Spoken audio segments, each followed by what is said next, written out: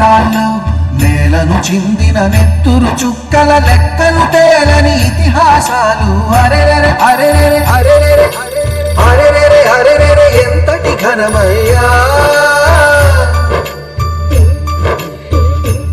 Hello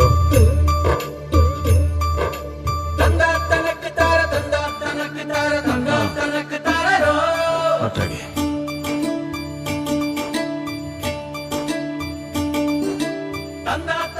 ఎవరయ్యా phone లో? మీ చిన్న జైలు నుంచి వచ్చినాడంట.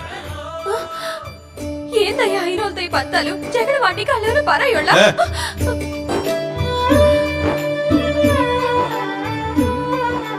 నా వంశాన్ని అవమానించి నా తమ్ముడిని జైలుకు పంపించినోడ్ని నా తమ్ముడే చంపాలా? ఈ పొద్దువాడు సీమ పంతాన్ని చెల్లించుకోవాలా? అయ్యా గుడ్డలు తీరా. ఆగయ్యా, ఆడు మీ మేనత కొడుకేగా, పరాయుడేం కాదు కదా. తమ్ముని నిదానించమని చెప్పగా నువ్వే కయ్యానికి పంపుతాంటే ఎలా? ఇద్దరు మగబిడ్డలను కన్నావు, నీకింకా సీమ పౌరుషం అవ్వలేదా? పంతానికొస్తే అయినోడు కానోడు తేడా లేదు. ప్రాణాలు తీయాలా, పగ సాధించాలా? నీదని కన్ను నీదని ఆలోచనలకు తావిస్తే కక్షలు తీర్చే కమ్మని విందు చేయి జారిపోదా? రక్తం పంచుకు పుట్టిన వాళ్లే మన వాళ్ళేనని అనుకుని ఉంటే కురుక్షేత్ర రణరంగ దృశ్యమే నవ్వుల పాలైపోయేది కదా.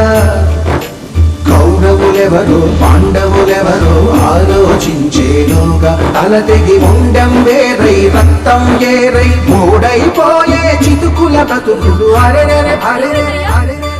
హాస్పిటల్ పోదాం పదయ్యా. తర్వాత ముందు నా కొడుకు నన్ను గర్వంగా చూడని.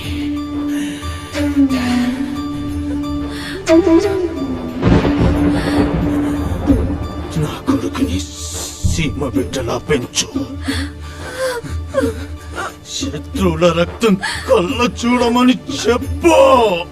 అరెరెరె అరెరెరె అరెరెరె అరెరెరె అరెరెరె ఎంతటి ఘనమయ్యా. ఇంటికాడ ఆడొక్కడి సమయం ఉందయ్యా, పెళ్ళాం పారిపోయింది కాబోలు. ప్రాణం తీసే రెడ్డి మళ్ళసూరే చుక్కల లెక్కలు తేలని ఇతిహాసాలు అరెరెరె ఇన్ని సంవత్సరాలైనా పగ మర్చిపోరాదు. అరెరెరె చిన్న